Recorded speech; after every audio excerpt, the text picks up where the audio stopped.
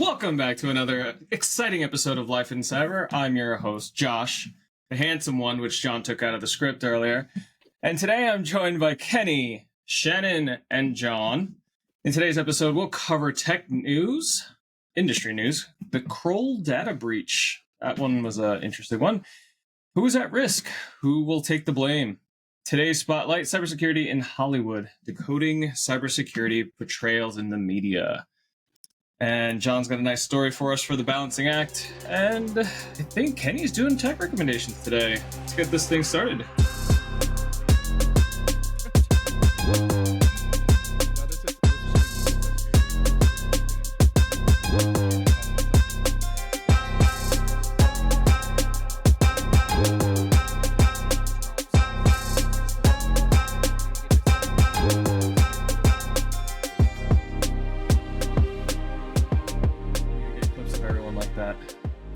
Welcome back, guys. How are we doing today? I was just thinking earlier today that if I had a character sheet in D&D, I'd have like a charisma rating of like 16, but a strength rating of like a 6. Probably a 2. Maybe a 2. I can at least stand on my own 2 feet, okay? How the hell does that have anything to do with how you're doing? Hey. He's very charismatic today, okay? You love him. Did you roll for a the stupid response or something? I went to the gym and I was sitting there thinking, I was like, well, it's a good thing I'm pretty, because I sure ain't strong. Oh, I hope everyone's had a great day like Kenny. It's been long. All right. Today's tech news. Kroll, a big company for Risk, they were hacked. And surprisingly, a hack I haven't heard about in years, but a SIM swap. And who's at fault here? Because it seems to be that a T-Mobile employee made this happen. I honestly, when I heard of SIM swaps back in the day, I'm like, really? Is this really possible? What idiot's going to allow this to happen? And finally it happens, and it happens to one of the big names in cyber. So is this one of those moments where we need to pause and remember we're a bunch of old farts and that some of the audience may not be? Do we have to explain what a SIM card is? I mean, they are integrated I guess so. Most of the time. They're eSIMs now. My phone's been eSIM for years. I work for a wireless company, kinda. So yeah, SIM cards are definitely authentication tokens of what you have, so you can talk to a tower. Normally they are an encryption algorithm with a private key that then talks back to the tower to let you know whether or not you're authorized or not to be on that. We're now in eSIMs, which I don't like eSIMs, but I know you guys are probably embraced the new days and are probably on eSIM. I'm still not. So much easier, John. So much easier. Well, eSIM is the electronic SIM. You don't actually physically have a SIM, right? It's electronically generated. The only thing I don't like about eSIM is that it's easier to steal. It really is right now. And so it is one of the things that a lot of people are worried about with eSIM technology now being including the new iPhone. What is it? iPhone 14 now? I'm not an iPhone user. Is eSIM only. They don't even have a physical SIM slot anymore. There's some backstory on SIMs. From what I'm reading on this, I don't know how Kroll could even be liable. Because it sounds like T-Mobile just was like, okay, we challenged you with your birth date. You got that right. Cool. Let me go ahead and put this SIM information on this phone for you. Exactly. How do you protect against that when it's not your fault? But at the same time, Kroll's got a lot of data on a lot of different companies that could be considered very, very sensitive. So it is, but T-Mobile gave someone a key to their castle. I think we just have to talk about like the transfer process, right? The transfer process for a cell phone is different depending on which carrier you work with. For instance, with Verizon, I can go into a Verizon store, and as long as I prove my identity to whoever I'm talking to, they can do whatever they want. And I don't even actually really know what they're doing on behind the scenes. With AT&T, they're not allowed to do a SIM swap without a text message being sent to the original phone and being approved by like a third-party vendor. So like they've protected this. Why isn't T-Mobile? I'm going to play devil's advocate here, and I'm going to ask the question. Like, I think most of the time when liability comes into play with insurance and stuff, and stuff for cybersecurity, you're always going to want to see due diligence from the victim, so to speak, right? So in this case, Kroll, did they do their due diligence to protect the data, right? How did this attacker, so to speak, get whatever security token T-Mobile required, whether that be a birth date or whatever? Did Kroll do their due diligence and protect? We don't really see which employees fell for this.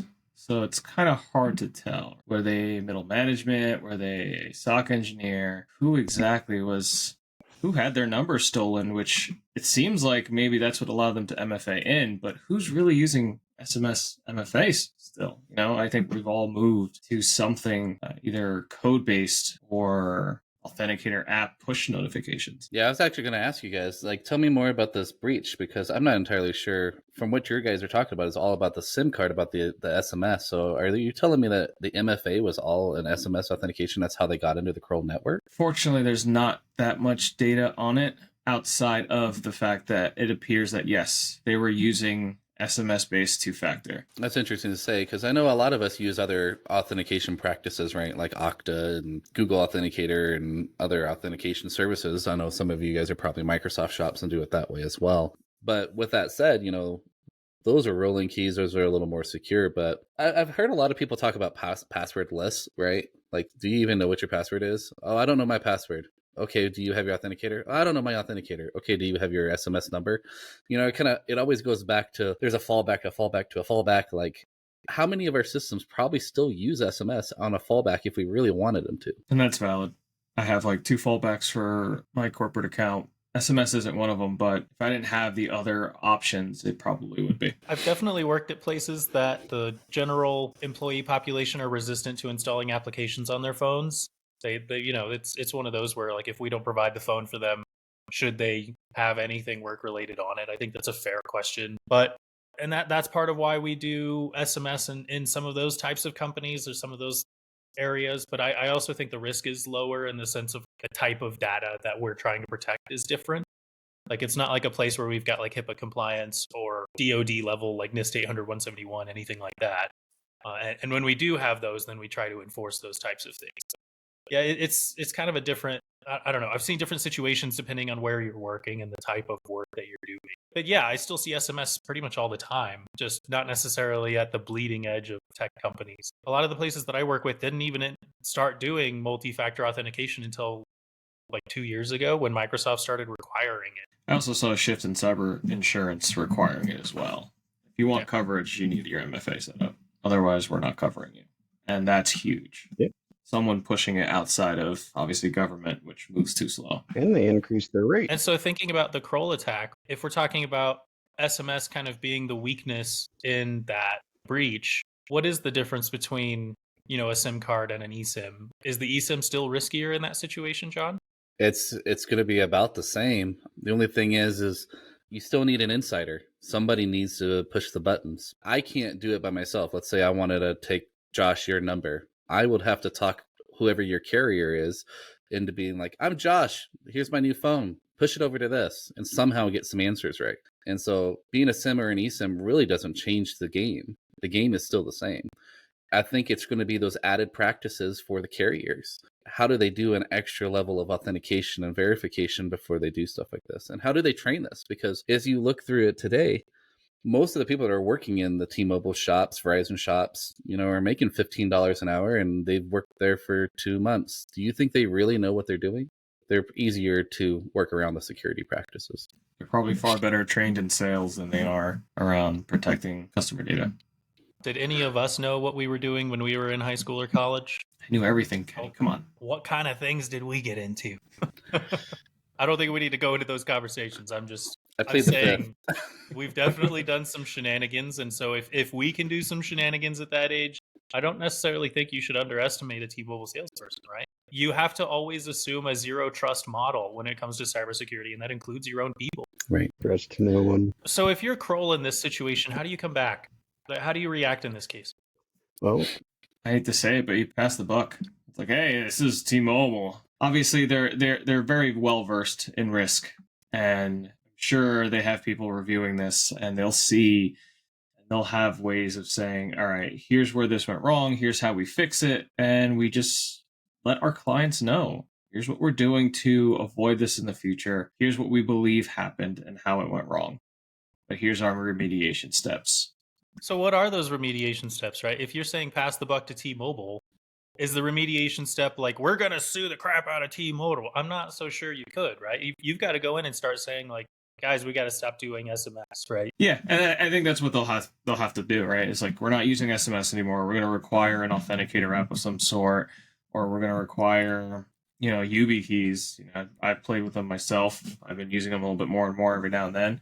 They have to find ways, especially for those at high levels of access for their data of their clients, especially.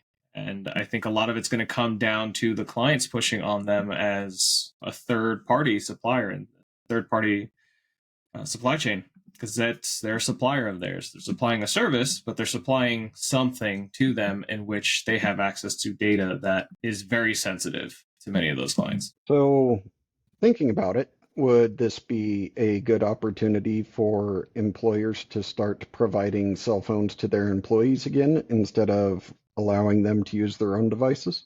I think that all that does is hide the number a little better, but it's not going to protect it, right? You're still going to be susceptible to SIM swapping. The company would, but the employee wouldn't be able to engage it.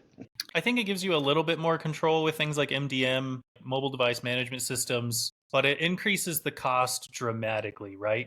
Going into all of the costs to provide cell phones to employees, to do an MDM, to do it properly, I don't think the cost outweighs the benefit, or the benefit outweighs the cost in this situation. And that's what a lot of companies have also come to that conclusion of when moving away from it. I don't know that it would provide a lot of additional security. It just gives the company extra leverage with the service provider when it comes to an incident. I'm not sure that that is worth the cost of the operation. No, we're talking about a security company here. It's their bread and butter. I mean, if you're letting personal employees go and take that risk, shouldn't that reflect on your reputational damage? Is it worth the extra money to make sure that you're extra secure? Yeah, I think it kind of comes down to, is the benefit of the reputation worth the potential cost of the operation? And I guess a fair comparison would be the situation where Apple was asked to unlock that phone a few years ago for the government, like literally the FBI asking them, give us a back door, and they said no, publicly at least. Yeah, that probably cost Apple quite a bit in legal fees, but they won over in public reputation, right? And I really think it's like, what are you protecting? If you're just protecting something it's at risk mitigation, right? It's, what are you protecting? Are you protecting, the livelihood of your company? Then I would take the extra steps necessary. I wouldn't be using SMS. I'd be using YubiKey. I'd be using physical authenticators or some aspect of those. But if you're just protecting, I'm sorry to say, individual property, like if it's just my email account, do I really need, is SMS okay? Is that enough? Versus if it's the entire company and their reputation. I mean, it looks like addresses, email addresses, names, most of the stuff that you can get out of the phone book anyway. What's a phone book? It's a website now. Yelp, right? Is that what we're talking about? I can't remember. Oh, and the amount of money in their account was the big thing. The rest of that, I would say, who cares? You can get most of that information off of the internet anyway, but the banking information, I think, is what kind of hosed them over. So it's someone with some high power or someone in the finance team to be able to pull that, unless they just move laterally. But someone with enough access to really allow them to get in and move around. And judging by the type of company they are, maybe that individual or those in those positions can justify a phone or some other form of better way to communicate. And I really think it's what they have access to. Do you give your admin SMS authentication, for his account, or should he have something a little heavier? I think that's really the big key. It's just when you first start doing your risk analysis, right? The first thing you're doing is classifying your assets, right? Whether or not that's documents, servers, whatever it may be. And if that server is going to do major harm to your company to the point where you can go bankrupt and shut down, then you should put most of your resources towards that. And that's including this. And we're now I would say SMS is not something you should trust. I think it should be, yes, it's an extra layer of, as in like username and password, but it's not something that us as system administrators / cyber analysts, anything like that, should say, oh yeah, this is the be all protection. We know it's not. We're just going to have to tell, the execs how to mitigate those risks and what's at risk, right? Being able to you need sell to be that. able to quantify the risk to, the higher ups. this is what's at risk if you do not move in this direction. If we stay with SMS, we could be compromising X, Y, and Z. These are the severity levels that we've classified all of this stuff as. It's your call. Don't make it a stupid one. Please don't say that to your executives. Yeah, it's probably not nice. As much as you may Well, want. we changed the words a little bit, but that's what we mean. Yeah, change the words a little. I mean, So what's going on with Notepad++, guys? I've heard a little bit about this. we're not allowed to use it in Java class. Okay, I think this is the second time Dr. Hal's been brought up in 3 I didn't episodes. say your name, damn it. Are you, You know- bitter? Very Like- true. If you're listening, hey, it's been a while. You've made your mark. Let's just put it that way. Yes, you have. You've We influenced all our love careers. you. Shannon's just bitter. I'm not better. She saved my ass. I sucked at Java. Oh. So Notepad++, open source. I know it's free. I'm not sure if it's open source, but simple IDE, very lightweight. I throw it on everything. I don't always use it for some reason. I just always go to regular Notepad. Ignore me. We do. I open every config file with it, whether it's an IIS config or any config file, XML files. I use it for pretty much all those. I need the proper formatting. I can't open in Notepad and then have that word just that entire piece of code or config just extend, and then you do word wrap and it just looks like even more garbage. Notepad++ is usually my go-to. There's an exploit that can allow threat actors to basically put some arbitrary code in it that can run kind of scary things. Usually you're creating code in there or modifying some basic code. You don't need it running code without your permission. That's for sure. I don't think this is the first one this year for them either. I don't believe so either. There's been a Like, I want few. to say I patched one of their vulnerabilities just like 2 months ago. So I've got to be honest, as much as I throw their stuff on every computer I touch, I don't actually know what their business model is. So what kind of company is Notepad++? Like, are they a company, or is it just like a single developer that just slaps this up every once in a while, right? What are we looking at? It's free open source, but I don't know what the business model is behind it. So it could be This is scary that we don't have the answers, guys. this could be Coder Steve behind the curtain that just whips something out every once in a while. And we don't always have the answers, right? That's what we talk about all the time. Gotta know how to find it. They actually have on their website a single author named Don Ho, which, by the way, thank you, Don, for being very good at your job Love and it. coding a fantastic product. And they operate off of donations. So this is a single person running an open source IDE. Very lightweight, very simple to manage. But if there is a breach through, Notepad++, and let's say a company is using it, does that company go after a single individual developer? I think if you're using open source, you use it at your own risk. You can't expect anyone to really back that up. That's how I've always looked at it. You're not going to get support generally, so you're using it at your own risk. You're using with that expectation of if something breaks, I'm fixing it. So I would never. But yes, if you're trying to use this at a large corporation, and I think many large corporations might say no to it just because of that reason. It's not worth the risk. There's no one to go after if something goes wrong. Sometimes that's the only reason I pay for support. I'm like, do I really need support for this product anymore? Well, if something breaks, I need someone to go yell at because I'm going to be yelled at too. So, Well, I think the big point, the reason why I was like, oh my God, we don't even know this is that's exactly the conversation that we had today. Like, I had this conversation with a whole group of people of saying, oh my God, we've been using Notepad++ on thousands of servers. Should we have been doing this practice from the beginning? We've never thought Notepad++ would be a source of a vulnerability. So we made the conscious decision to get rid of Notepad++ as much as it hurts my heart, because I love that. I love the software. But if it's to the point where it's not going to have support, we are then forced to go to somewhere that has support. I'm looking at you, VS Code. It's now almost been the replacement for Notepad++, right? Well, and to add to this conversation, I'm looking at their website right now. Version 8.5.6 Notepad++ came out on August 15th. And it looks like it focuses on plugin crashing. It doesn't say anything about a security patch.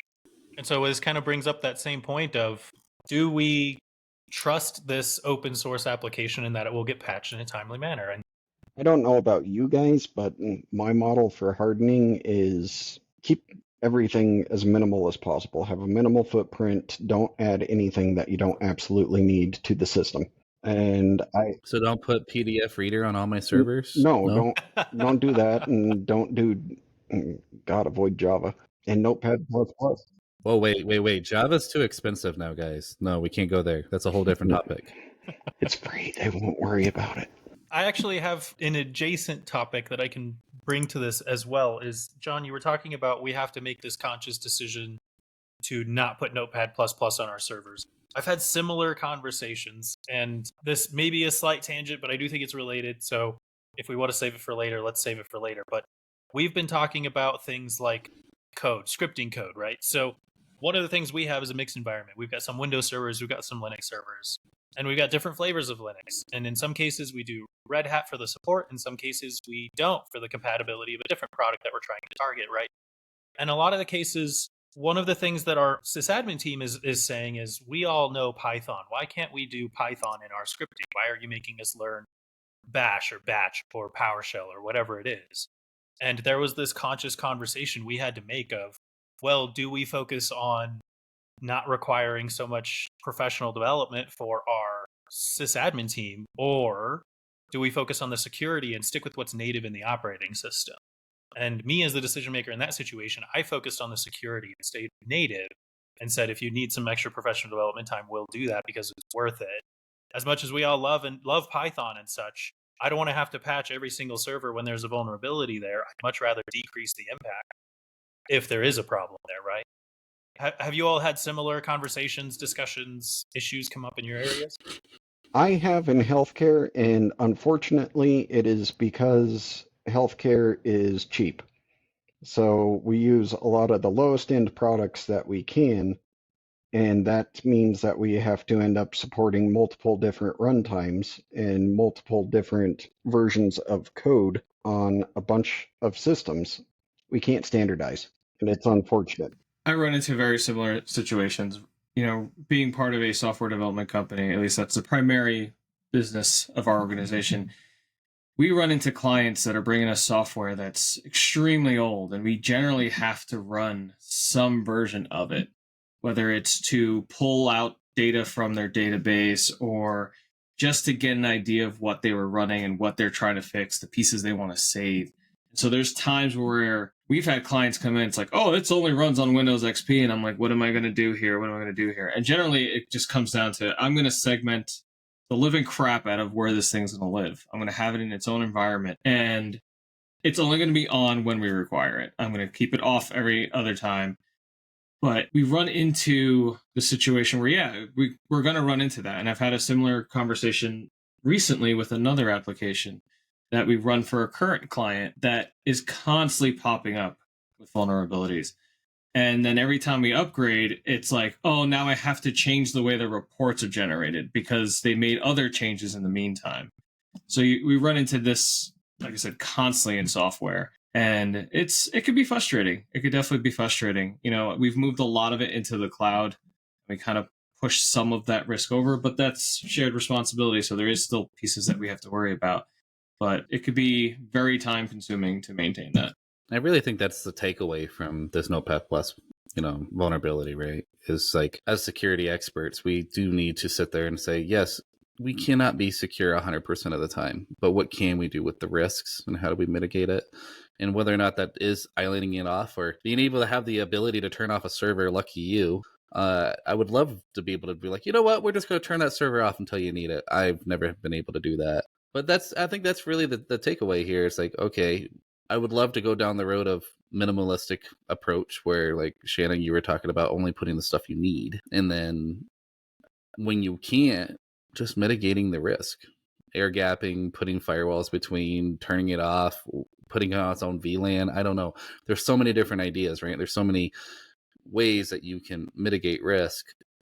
And sometimes, is that good enough? It's going to have to be. I think that's something that we always have to keep in mind, especially for those newbies, right? The newbie comes in, like, why don't you just update it? It's fine, just update it. And it's like, yeah, okay. You know, John, you mentioned firewalls, and I think that's a perfect segment into our spotlight. Firewalls show up, I don't know, 17 times within Hollywood, especially when it comes to TV shows. So our spotlight tonight is cybersecurity in Hollywood. decoding some of the cybersecurity betrayals in media.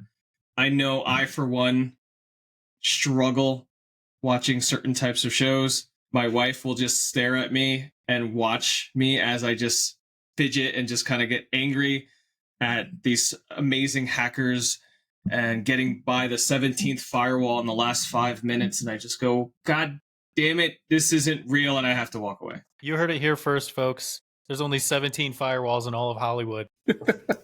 And we've hacked them all.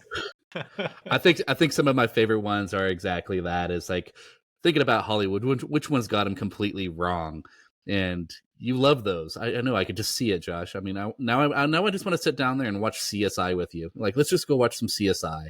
They tracked that phone and got into the firewall in that personal house, and he's sitting in this one room in this one warehouse that nobody knew about. And it only took her 3 minutes. Why can't you do that? How do you even have Wi-Fi in a warehouse? What the heck? As a network guy, there's no way. It's a warehouse. And that's the best part. He had 17 firewalls all running on that one laptop that he was using to hack into the police office. And it's like, you're really bogging down that system with those 17 firewalls, my man. That's some powerful laptop you got there. That Dell Inspiron P3 is still chugging along, man. We got to do the product placement. Oh yeah, I forgot it's probably an Apple, right? Yeah, because they probably paid for it. Dell for CSI for sure. Yeah. I saw Surfaces on the Flash a while back. For the record, I have a lot of friends over at Dell. I love you guys. Thank you. Me too. That's not a plug. We just don't want to lose our discounts. Product placement. Damn it! I wish I had Dell. A lot of things that we see in the Hollywood, right? It's mostly for entertainment purposes, and I get it. I understand there are times where they can be realistic, and there's other times they're going to be dramatic.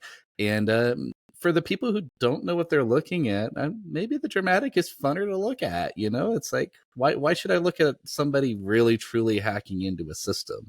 So I don't know if any of you watched Live Free or Die Hard, but like that's another one of my favorite movies. I'm sure my wife hates me for it because I play it all too often.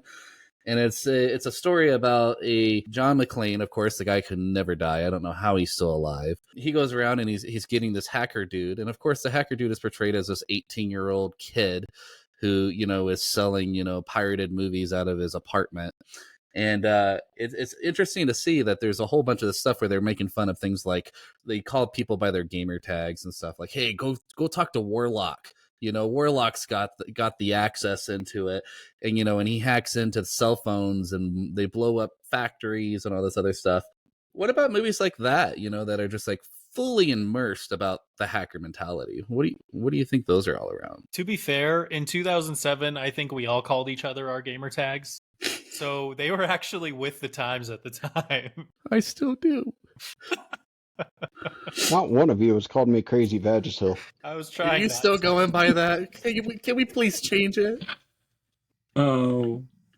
When somebody asks him for his email address, it's like, hey, just sign up for here. We'll get you a free coffee. Just give me your email address. I just want to see the lady's face when he gives her the Crazy Vagisil 87 at gmail.com or something. I don't know. I never made it an email, but challenge accepted, I guess. I thought Die Hard was a Christmas movie. Am I wrong? It's still a Christmas movie, and thank you for agreeing with us, Kenny. I think we Bruce can still Willis be friends. Disputes that. Oh, screw that guy. It doesn't matter what he wants. He jumped out of a car, blew up a helicopter, and came out with a scratch. I don't know any of these old-ass movies that you're talking about. But anyway, Live Free and Die Hard was 2007, and yeah, you're right with that, Kenny. It was back then, and a lot of people did. The gaming industry was still young, as we know. World of Warcraft was probably the most popular MMO at the time, and everyone just called each other by their gamer tag because we thought it was cool. We still do that. And to be honest, I still kind of like being anonymous and being like, hey, here's my gamer tag. I don't need to tell you my real name. You don't need to let people know your name. And so I think that's like the community that was driven by the quote unquote hacker community. And I think in some of these movies, they make us look almost bad. They definitely are kind of. Go ahead, Josh. I was gonna say they definitely have skewed the name hacker, right? I think if we all look back at what hacker really means, it's almost just someone who wants to understand how something works. and kind of almost reverse engineer a process or an item. And so, like, yeah, they've definitely given a negative connotation towards it. But at the same time, I don't mind it. And I think a lot of these movies help get people into our field because it does look fun. You know, I tell people all the time, I was like, the hacking stuff looks so much fun. But in reality, it's very long nights for weeks at a time, if not months, to get to where you want to be. We are people too. There's a documentary. Go watch it. I think that's a really good point, though, Josh. Like, you're talking about accessibility and kind of highlighting it to people who may not know it yet.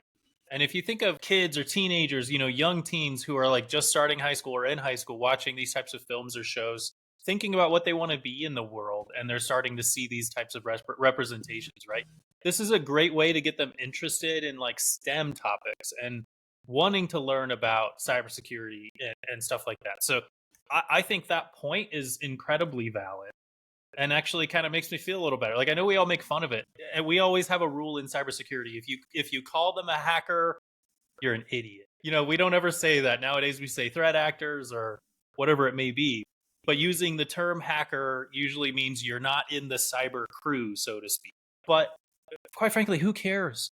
What we need is accessibility so that we get more people interested in this stuff. Because the more people that know about it, the more people that are educated on the topic, the safer it is for all of us. Oh, and also potentially more dangerous depending on your moral code. But whatever, you know what I mean. We went from angry or die hard to being inspirational about joining our career. Well, I think that's the thing, though, is like these movies here are making them. It makes our career almost look too easy.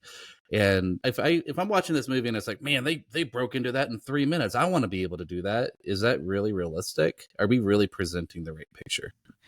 It's not. What does it need to be? It doesn't really need to be. And just from us doing the show, I've gained a lot of respect for editors and the amount of time you're trying to edit things and make things work. And so, but I think the way these shows or these movies sometimes portray it is almost the same way when we watch sports on TV, whether it's baseball, football, soccer. Like, you do not yet. I won't get into that one right now, but you don't really realize the amount of work these guys put in. Yeah, they're playing on a field for 2 to 3 hours, but the amount of work and preparation that they have to put in just to get to that level and then to stay there is even more. Most people don't understand it unless you've tried and have made it to a certain level. But it's kind of the same with hacking. Like, there's so much groundwork, so much to learn, so much to understand before you get to that point. Will it ever be as easy as these shows portray it to be? Never. Though some are better than others, and we'll definitely get to that. But you almost have to show some level of excitement or something that gets people at least inspired to consider it. And sometimes we need that. Well, and I do want to say I work with cybersecurity students every day. I talk to them about their careers. I talk to them about their interests. I do coaching for the club a little bit here and there. I help referee events, stuff like that. One of the things that I see the most when I'm talking to these students about their careers is, what do you want to do? And they're like, I want to be red team, blue team. And I'm like, okay, that's only like 10% of the field. And that's highly competitive. And because everybody wants to be a pen tester, everybody wants to get into incident response. That's not what is needed in the workforce, right? So, but at the same point, if we don't put those into movies and we start putting the other stuff like compliance in a movie, I'm sorry, who's going to want to sign up for that? Like, we've got to focus on the stuff that's entertaining. We've got to focus on the stuff in media that gets people interested, and then let them go dive in and figure it out for themselves. Let them self-disqualify if they realize they're not going to be able to be a pen tester. Let them, learn about compliance and policy and say, hey, this is actually kind of interesting on their own. Like, the point of the hook is to be a hook. It's not meant it's not meant to be realistic. It's meant to show you this can be fun. Are you saying that evaluating the different types of security frameworks is not entertainment? God, you're boring. I mean, I don't really read, but the things I do read, those security controls. Well, let's talk about some more movies that got it a little more plausible, right? Some that are a little bit more on the right track, but maybe be a little bit far off. And one of them was like the cult classic movie of Hackers. Hackers was a 1995 movie, so a lot of the hacks they do in the movie are a little dated. I don't think there's payphones anymore. I don't know the last time I've seen a payphone. So, and tape recorders and, war dialing machines. And so some of the new people probably would look at it and be like, what the hell are they doing? And think it's all fake and make believe and science fiction. But honestly, I think this is one of those movies that really got really close to realism. They were kind of looking at the hacker community, the makerspace community, the old hacker spaces, if you've ever heard of that. There's actually one in Denver. If anyone in Denver, I would love to meet you there. There's a whole bunch of these places around the country that people like-minded come together and try to figure out how things work. Kind of like what Josh was saying. A hacker really is just knowing how things work, and we're not always being nefarious and trying to get around the firewall. That's not our job. But there are times where, you get challenged between each other, red team, blue team, and you'll have to fight against it. And so looking at these movies like Hackers, that's one of them. And the other one I want to talk about is Catch Me If You Can. A lot of people are like, that's not a hacker movie. Really, it is. It's all about social engineering. And so a lot of us can talk a lot about social engineering and how some of those misconceptions can give you some of that information really quickly. Yeah, social engineering is a huge one, because no matter how many firewalls I have, and I have 20 for anyone who's looking to hack me, social engineering's all you really need. If you just trick the weakest link in my organization, or you just find someone at the right time. I know I almost fell for an Amazon email many years ago, right around Christmas, and I bought something for like $22, and then I got the email almost coincidentally 2 minutes later, and it was like 22.76 or something. It was like very close, but it was a comma instead of a period. And before I clicked on it, I was like, wait a second, something's not right. And if I wasn't paying as much attention as I did, I would have fell for that easily. And that's social engineering right there, is just trying to find someone at the right moment and to get them to just give you just enough access. I mean, that's where we kind of go back to the Kroll attack, right? It's they social engineered a T-Mobile employee to give them access or to move that number over to them, and then they were able to get where they wanted to be. What about Kenny's charisma of 16? I was just going to say social engineering is kind of my specialty, and I do it all the time. But I actually wanted to kind of point this over towards Shannon. One of the things Shannon and I have talked about a lot is the most common cyber attack that every company gets, which, pop quiz, who knows what that answer is? It's phishing. So phishing and smishing, what are those in in a nutshell? They're just digital versions of social engineering. They're just trying to play on your emotions to get you to click on something, or to get you to share information, or to get you to prove that a phone number is active. Shannon, how effective have they been in your realm? It really comes down to how well you educate your end users. So at the beginning, they were fairly successful. And as time has went on, I have taken an increasingly amount of time to educate my end users.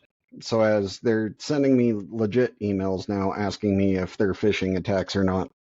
So it's almost backfired, but I'd rather be overly cautious than not cautious at all.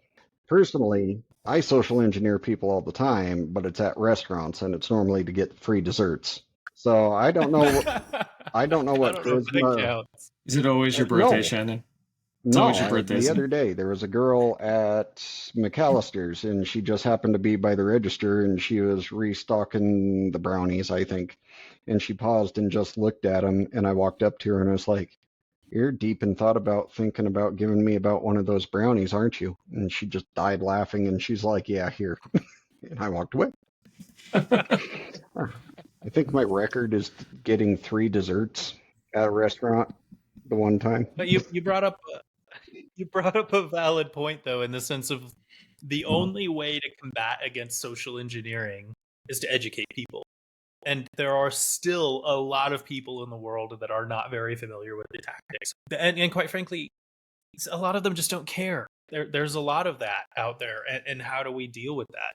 And going back to Catch Me If You Can, how many people do you think are actually going to care? Like, if I walked up to a bank, so to speak, and forgive me, I've never seen this movie, but if I walked up to a bank, so to speak, and I had a tablet in my hand and I said, "Hey, I'm working on the Wi-Fi, can you hold this door open?" Who's going to actually care that works there? Maybe the manager, but I could guarantee you quite a few folks are just like, yeah, sure, here you go. I could find somebody who hates their job. Challenging It's very people easy. tends to be the hardest one to ingrain into people because you feel like an absolute dick if someone walks up to you. Can you hold open the door? And no, fuck off. You need to go to the front. No one's going to do that, especially if they're an older looking person like Josh. You just tend to open the door for them and let them go through. Right. Now, as we progress through this discussion, we can get into the ones that I really love. Oh. And we're going to say about the movies and shows who got it right. And the first two I'm going to name, everyone's like, really? Okay. War Games, The Whopper from 1983. Pretty standard movie. The guy was just dialing random numbers and one picked up and it ended up being a military installation supercomputer that had control of the nuclear weapons. Probably not a good idea. That was War Games. And then you got Ferris Bueller. We've all kind of been here. We've always wanted to be able to go into the system and change our grade to a little better so our parents wouldn't be mad at us because we got a C in math. That was my parents. My parents were very particular on that. And so Ferris Bueller, goes into the principal's office and decides, let's find that password. And the password's written in the same spot, hidden on a desk. And he goes home and changes the password to straight A's. Wow, he's a great student all of a sudden. While it's not hacking per se, it's still, that's more realistic than any other hacking that some of these other Hollywood films are going for. And then the final one is the critically acclaimed series, Mr. Robot. Mr. Robot was 100% accurate on everything they did, to the point that they hired a whole bunch of us nerds on staff to make sure that it was accurate. So as we go through this on these misconceptions and stuff like that and realism, what's the balance of all of this? Where should Hollywood really stick? Should we go to the CSI, I've hacked those 17 firewalls, still got 3 more to go for Josh's? Or do we need to, look at more things like Mr. Robot, where it is 100% accurate? I think it comes down to what you're entertained by. Yeah, what's the premise of the show? CSI is not really necessarily about the hacking, right? And if it's a 30-minute show, you really can't have, because any hack is really going to take more than 30 minutes unless you're using some kind of social engineering. So yeah, it really depends on what your focus is here. I think Mr. Robot was focused a bit more around that realm, the life of a hacker, and the issues that he had himself mentally. But it's hard. I would love to see more of a balance. Another show that I know I've watched that I seem to like is a medical show called what is that damn thing called? Not Scrubs, not Scrubs. I love Scrubs. No, The Good Doctor. And the guy's wife is like this Jill of all trades. She's a mechanic. She's a software engineer. She's an IT director. She does it all, and that makes the best omelet. That makes the best omelet, hands down. And she gets ransomwared, and she reverse engineers it and figures out the key on her own. And I'm like, this lady's amazing, but none of that's realistic. And she's doing this all by herself in less than 24 hours to save the hospital.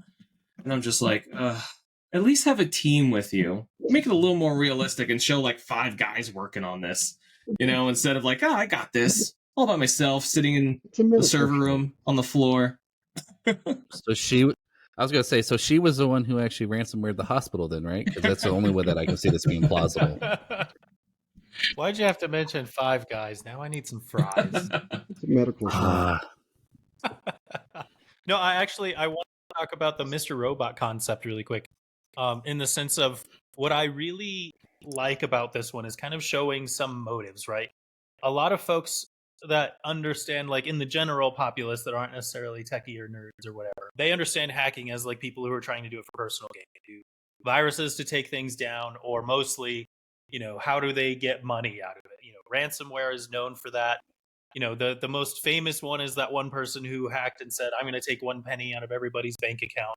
And that's what most people think about when they think about hackers. They don't necessarily consider the hacktivism concept, where they're going to basically sometimes target malicious governments. They're going to target, like authoritarian governments. Sometimes they'll target companies that they disagree with and deface their websites. I think, what was it? I'm having a hard time remembering, but what was the name of the name of Snowden's situation? Snowden? Yeah, Edward Snowden. He had a website. I forget what it's called. But the leaks of all of those types of things. That's the Wiki? Yeah, Wiki. But that's what I'm getting at is sometimes it's politically driven, or where sometimes the hacker is actually trying to do it for a morally good reason.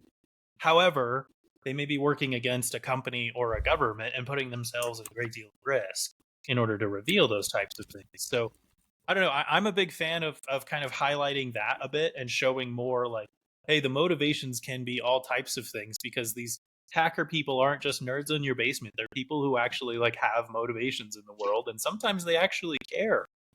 Sometimes they're actually trying to do something good, Granted, and they there are didn't the know ones how else out to there express that that. do just like to watch the world burn for no reason, which kind of reminds me of how we got through college by remotely shutting down people's computers when they were in the middle of a call. Or a test. I plead the fifth. I also played the fifth on this one.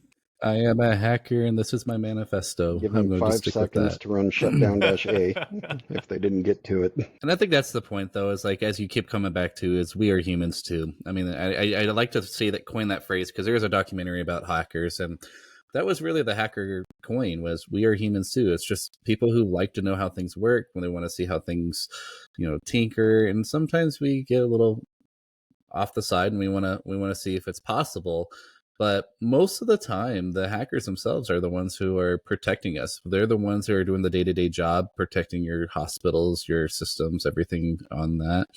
Look at everybody here on this call. This is all the same group of people. We take care of each of our own respective environments against hackers that are going to be malicious. Talking about city-state actors or anyone else who's looking for a monetary gain most of the time. Yeah, and one last thing, I guess, on this for me is Hollywood. Just give me valid screens. Call us. Give us a call. Send us an email. You guys need consultants. Just let us know. Just give us valid screens. That's all I ask. Don't give me Microsoft Excel. I'm like, hey, I'm hacking. Like, come on. Give me a valid screen. No. Give me some valid tools. Just like Mr. Robot. Do a yum update, a yum update, and then all the words are flashing through the screen and they're typing a million miles an hour. I take that sometimes with some of these shows. I do, however, have to give a shout out to The Matrix. When they're literally sitting there staring at the screen and the operator was saying, you get used to it at some point. You just keep seeing the code, and then at some point it just makes sense to you. You're like, yep, that's a pretty girl in a red dress. That's this person walking down the street. If you've ever spent a lot of time doing code, it kind of turns into that after a bit. It does. I work in the video industry, and actually most of the time we monitor our streams through Hex. And so a lot of things that we're looking at is in Hex, and being able to be like, oh, there's the issue. Most people are like, what are you talking about? Like, what are you talking about? Oh, that's malformed. That's a malformed Hex code. And so looking at like The Matrix, I love, again, all 3 of the movies. I will fight anyone who says there's only one. And there's actually 4. Sorry. Yes, there's a 4th. Actually 5 if you count the Animatrix. The Animatrix is really good, but the newest one wasn't the greatest. But anyway, I think the original Matrix did a really great job of portraying that, and I think they made it very entertaining. And it's to the point where it's so futuristic, it didn't really matter what they put on the screen. We're like, yeah, that's probably the way it was. Right? It's machine code, and it's a new language that's just not invented. So we can't call them out saying, oh, that's not right. But they did it well in a sense of like, we're not trying to do something that's real. This is a science fiction. But also, let's throw a splash of realism in here. Like, those who actually do work with code do have this happen to them. Right balance of realism and entertainment. All right, I think John has a story for us today. I do. It is story time. So everyone get their blankets, their mats, come around, listen to the story. Shannon, you only get your goldfish if you sit there quietly. Don't be screaming this time. All right, so I do have a story for you for our balancing act as of today. And so in this age of digital immersion, the boundaries between screens and family experiences can sometimes blur. The story today that I have for you is talking about a little bit of finding that equilibrium, and really about screen time and quality moments that I had with my children, and a valuable lesson that I had at the very end. And I learned something this day, which was wonderful. And I hope some of you will learn a little bit from this as well. So picture this scenario. You come into the room and your kids are still engrossed in your gaming session, even though you told them to get off, go clean their rooms, whatever it may be. Most of us parents are getting a little angry at this point. And so you walk over to the kids. They still don't really notice you. They're still really ingrained into those screens. So you open up the gaming device, in this case, a Switch, a Nintendo Switch. You remove the gaming cartridge. Yes, they still exist, everybody. And the kids are furious, wondering, why their game just stopped. So at this point, my kids finally noticed that I was holding the game cartridge in hand, and I was actually in the same room as them. It's kind of funny that I was standing right next to the TV, and they didn't even notice me. But being a typical parent, I wanted to play a prank on them, so I tossed the cartridge in my mouth and pretended to swallow it. I made a terrible mistake. The taste of the cartridge is horrible, and before the kids even cry out about me turning off their games, I ran quickly to the bathroom, rinsing out my mouth again and again, and realized there's this horrible bitter taste that won't go away in my mouth. At this point, my kids are laughing at me, enjoying the show that I am putting on for them, completely forgetting that I stopped their game, and again, at my own expense. So what this brought to me was, why was it so bitter? What did the kids do to this cartridge that made it bitter? Do I even want to know? Was it chocolate? Was it something else? I don't know. And this is what happened to me. And so the lesson that I learned off of this was, for anyone who doesn't know, Nintendo actually covers their games in a bitter chemical that prevents young children from accidentally swallowing it. And once I learned this, I couldn't even be mad. I couldn't be mad at Nintendo. I was like, wow, this is a really great thought process that Nintendo put out there, trying to prevent little kids from eating and swallowing games on accident. Because anyone who hasn't seen a Nintendo cartridge, it's about the size of a thumbnail. It's very small. And so for the topic today for our balancing act, I would like to discuss screen time. Many of us here have kids. Many of us have nephews and other people to deal with. And the big thing is like currently, do you guys add screen limits to your kids? And if you do, what is like a balance for you? And are you using any special applications or anything to help the process for anyone listening? I guess I'll go first. Cue Josh. So I'm very much a Google Home for the most part. At least 99% of the time, and as I say that, my phone is flipping out, wants to service me, and we use the Family Link app, and we connect all our devices to it. My wife and I can see it. We can give them set times. We can give them bonus time for good behavior or whatever it might be, and it's pretty valuable to be able to see what that does. And similar to the Nintendo Parent app, my kids have Switches themselves, and I can see how much time they've spent playing certain games, and it's at least good to have that insight. As far as time that we give them, during the summer, we probably gave them a little too much, somewhere around like 6 or 7 hours, and plenty of times where we're just like, yeah, here's some bonus time, go back. I'm trying to get some stuff done.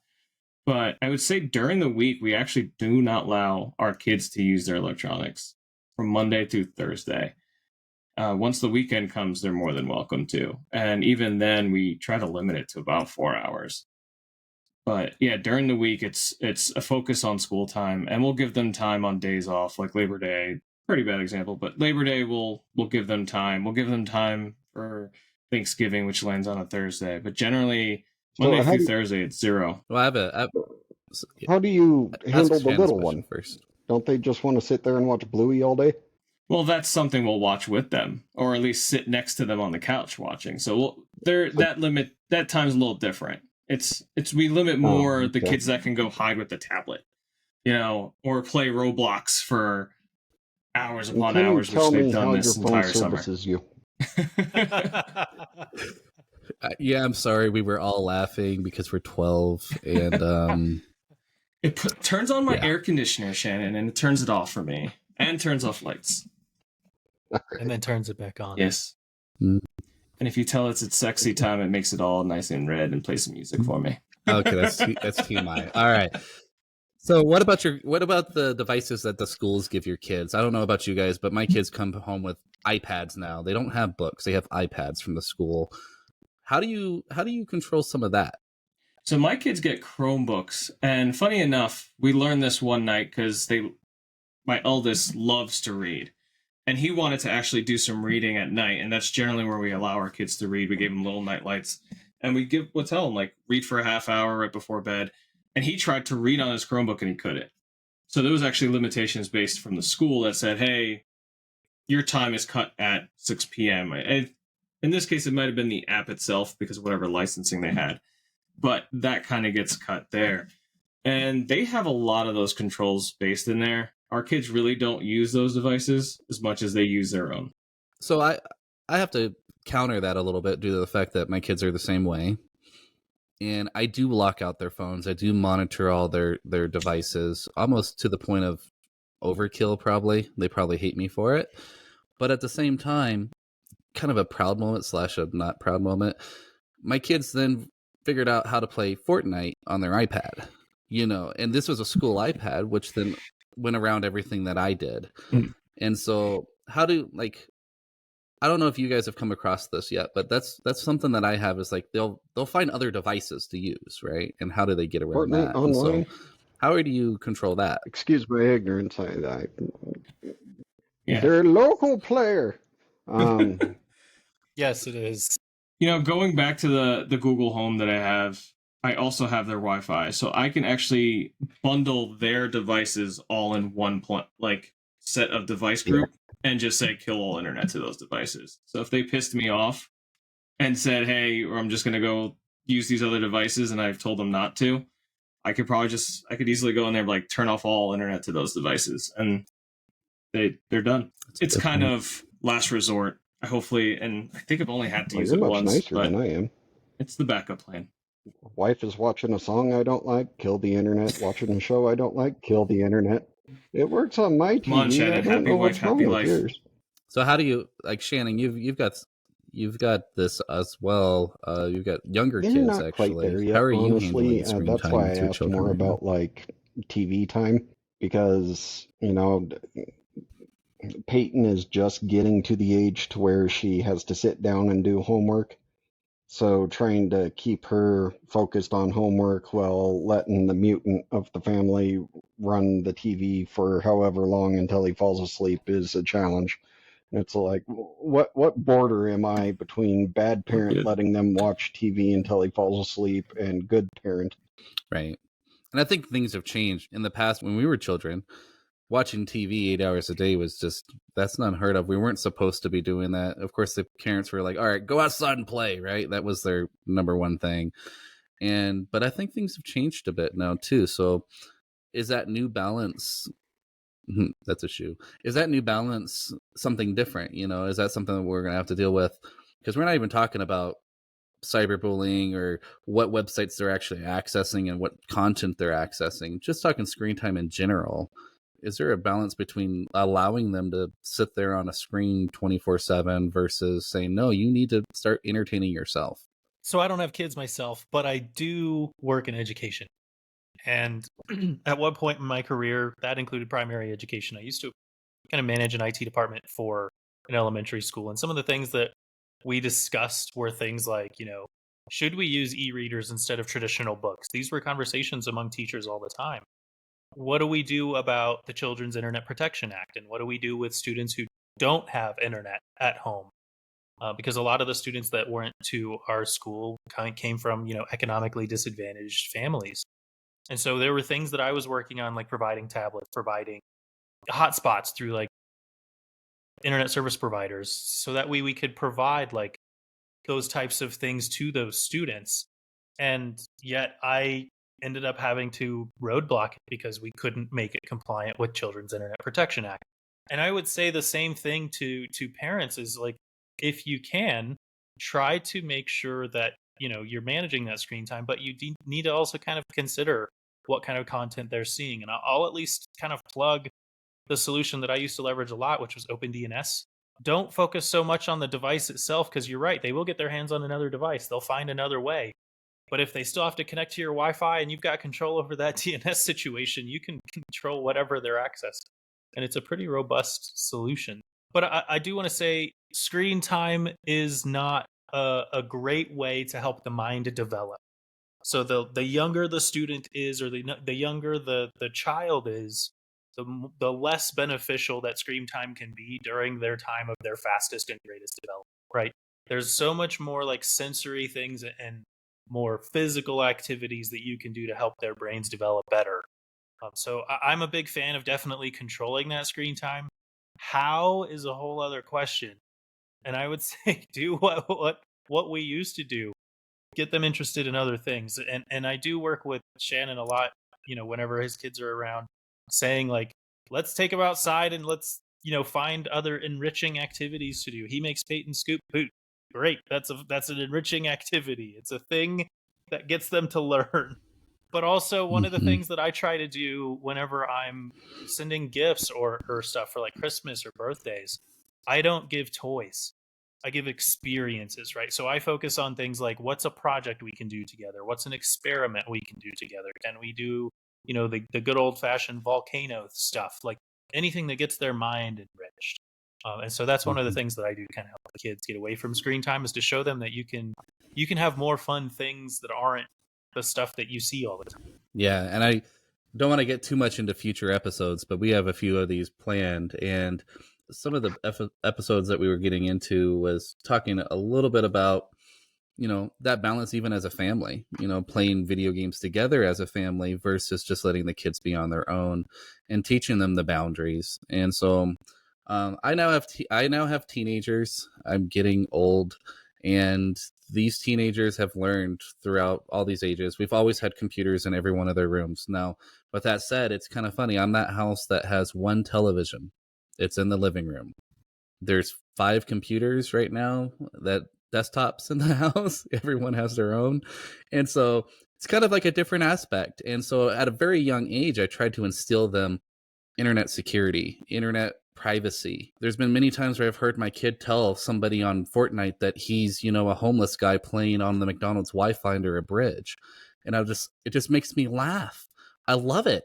But that's just because he's learned about security. He doesn't tell him his real name. He doesn't tell him where he lives, and there's these little things in life that I think we need to teach our kids.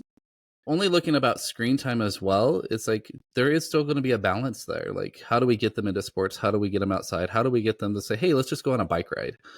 And personally, as I told you guys, I already watch everything my kids do. I use apps like Bark. I don't know if any of you have heard about Bark. Bark is something you can put on their phones. It's basically a spy app. I can look at everything that they do, including text messages, pictures. It automatically blocks pictures if they try to send something that they shouldn't be sending to other people. There's all these different things. And so I think us as parents, we need to just use all the tools in our tool bag. Every tool that we can put in our tool bag, mainly to protect our children, but not really hold them back. Teach them the right thing, how to act, how to react to people, but at the same time, tell them, okay, I'm going to control your screen time. You have 3 hours today. That's all you get. If you run out, you're out. But their internet access is actually 100% open. I let my kids go anywhere, but under the premise of the watchful eye is watching what you're doing. And it's kind of funny. I always tell my kids the same thing. It's like, I'll go look through the logs and be like, hey guys, chocolate spelled with a CHOC, just to let you guys know, because I saw their search term. It's not a bad term, but it just lets them know that I'm still watching. Like, hey, I can still see what you're doing, just as a heads up. So if you don't want your grandma to see it, don't be doing it, right? And it's been very helpful. I went on a little bit of rant there. I hope you guys heard that. It's just something that's very passionate to me. Yeah, and I think you're pretty dead on that, John. It's one of the things that my wife and I kind of do as well, is kind of find something else that you're interested in. My oldest is into baseball very much like I was as a kid. My second is still trying to find his thing. He's tried wrestling. He's tried baseball. Baseball seems to be where he's leaning, but he wants to try football. He wants to try different things. He's playing 2 instruments this year, saxophone and the cello, which should be interesting. Especially all those noises. And then my daughter has dance. So I want them to find some kind of passion that's outside of screens, outside of tech, especially being someone that's in tech. There's so many times where I just don't want to be holding this at night. I'll lay down next to my wife and she might be on her phone and I'm like, I'm fine with it just being right next to me. I don't need it. Or I'll kind of, in a small sense, kind of meditate there. I'll just sit there, close my eyes and just kind of relax. Because I'm around it all day long and don't always need it. And I want, knowing that our world is going into this realm of where almost, at least the majority of jobs seem to get, at least the well-paying jobs, are going to be tech related.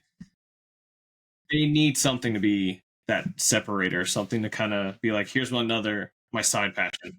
I do think that at the end of the day, it's okay to have technology as a passion. I think you need to be mindful of that with children to make sure that their brains are developing correctly and everything in moderation. And we have to kind of be the examples of that moderation, right? And if we're already spending 8 to 10 hours a day on it, then are we really showing that as an example if we come home and we spend another 3 or 4, right? And if we're going to control their screen time, then we need to also control ours. I'm a big fan of the screen time app on the iPhone. I get a notification every time I spend more than a set amount of time on a specific app. And I get a report at the end of every week telling me how much time I spent and whether or not it's up or down from the last week. And it kind of helps me check myself. And so I think this isn't just about making sure we're checking our kids. It's also checking ourselves and holding ourselves to the same standard. Very, very No true. mindless scrolling. Just kidding. No, exactly. We also have a rule of no electronics at the dinner table, just to separate it and just sit there as a family and talk. Sometimes the kids don't want to talk, but we're trying. Yeah, I think that's very important, and I think that would be our balancing act for today. And I hope that was helpful for anyone out there. And if you guys have any questions, definitely reach out and ask for recommendations, especially for those young parents out there who are just getting into it, or even for those parents who are just not very technical and they just like, well, how do I control an Xbox? How do I control their phone? How do I do this? Definitely reach out, and we can definitely help point you in the right direction and get you on the same page. On that note, I'd like to shift over to our tech recommendation section, which I've already kind of given one today in OpenDNS, but I'm going to give you a bonus recommendation. We talked a lot about open source today. And one of my favorite open source products is a project called Fog, fogproject.org, if you want to check them out. They're not sponsoring this. This is just me shouting out some folks who have helped me for over a decade. Fog is a cloning solution that has a lot of built-in automation tools. It's made my life a lot easier managing large amounts of shared devices across organizations. I'm not going to go into a lot of detail about the use cases, but I do want to at least shout out some of what they do, right? So you can clone computers, you can develop images, and they support just about every platform, Linux, Windows, and they claim to do Mac, but I've never tested Mac, to be honest with you. The one thing that I always liked is the fact that they can support dual boots, which I do still have an environment where we have a lot of folks that do rely on dual booting. It's a very robust solution, and actually one of the few traditional imaging tools that still exist. I know a lot of shared environments have gone towards VDI, but there's still quite a few use cases out there in the world where VDI doesn't make sense, and this helps manage that. But what's really awesome is not just the ability to clone, but also the automation tools. They do a lot of like automatic host name changing, joining to an Active Directory domain automatically. And then we've become a big fan of their snap-ins, where you can actually start developing scripts and automation tools on your own and automatically leveraging kind of a client that will push those out for you without you having to have a different product to manage that. So it's a very handy tool. It's saved my life a million times over, and I'm a big fan. So shout out to the folks over developing Fog Project. It's completely open source, completely free. And what's really nice is if you need support with it, the developers are the ones that usually respond to you on the forums. They've always been incredibly responsive, very good crew, very good product. Awesome. Thanks, Kenny. I think that wraps this episode, guys. I think it was super insightful. It was a long one. We might have to do like an extended cut on YouTube or something, because I don't know if we want to be have such a long episode on your podcast, but it's pretty much everywhere you can find a podcast, guys. Thanks for listening. Thank you, everyone. Remember to lock your keyboards. Remember, if you enjoyed today's episode, subscribe, share with your tech friends. And we're here to help you to stay informed, empowered, and balanced in this ever-changing digital landscape. Don't forget to drop your questions and thoughts to podcasts@lifeincyber.com. Like John said, if you have any questions for us, please drop them. Any suggestions for episodes? We got plenty listed, but we're always looking for more. So until next time, stay curious, stay secure, find your equilibrium. This is Life in Cyber, signing off.